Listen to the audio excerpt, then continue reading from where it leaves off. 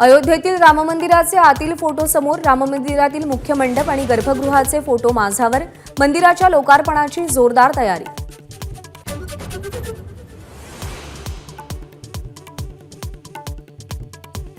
देवगिरी निवासस्थानी नवाब मलिक अजित पवारांमध्ये भेट, मतदारसंघातील प्रलंबित कामांसंदर्भात चर्चा झाल्याची माहिती.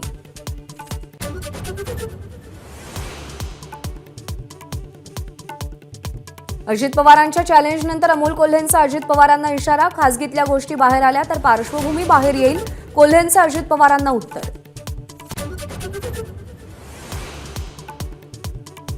अमोल कोल्हेंचं अजित पवार गटात सहभागी होण्याचं शपथपत्र आपण स्वतः पाहिलंय, अमोल मिटकरी यांचा मोठा दावा.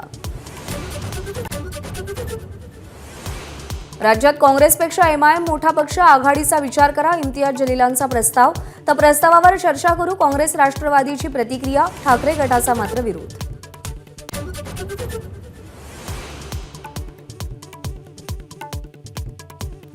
जितक्या जागा शिंदे गटाला तितक्याच जागा अजित पवार गटाला मिळाव्यात, छगन भुजबळांची मागणी. समान जागा वाटप करण्यासाठी अजित पवार गट आग्रही.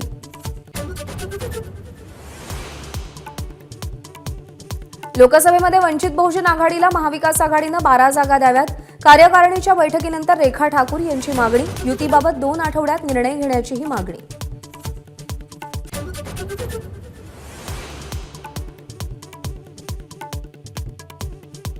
केंद्र सरकारच्या लेखी उद्धव ठाकरे व्हीव्हीआयपी नसतील, गिरीश महाजन यांनी ठाकरेंना डिवचलं. तर बाबरी मशीद पडली तेव्हा तुम्ही कुठे होतात, अंबादास दानवेंचा पलटवार. नरेंद्र मोदी विष्णूचा 13वा अवतार, राममंदिरात जाणारा एकमेव व्हीआयपी म्हणजे नरेंद्र मोदी. संजय राऊतांचा भाजपवर घणाघात, भाजपचाही जोरदार पलटवार. सुनील केदार यांच्या जामीन अर्जावरची सुनावणी पूर्ण, केदार यांच्या शिक्षेला स्थगिती न देण्याचा सरकारी वकिलांचा युक्तिवाद. तर 2 दिवसात न्यायालय निकाल देण्याची शक्यता.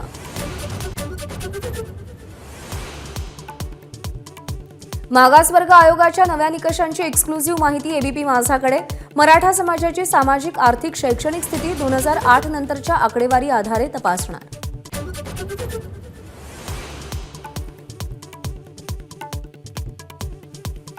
नवी दिल्लीतील इस्रायली दूतावासाबाहेर संध्याकाळी सौम्य स्फोट, घटनास्थळावरती इस्रायली राजदूतांना उद्देशून लिहिलेलं पत्र देखील सुरक्षा यंत्रणांच्या हाती.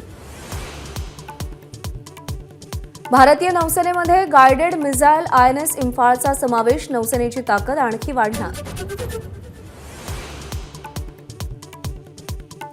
उपमुख्यमंत्री देवेंद्र फडणवीस यांना जपानच्या कोयासान विद्यापीठाकडून मानद डॉक्टरेटची पदवी प्रदान. मुंबई विद्यापीठाच्या दीक्षांत सभागृहामध्ये सोहळा संपन्न. एबीपी माझा, उघडा डोळे बघा नीट.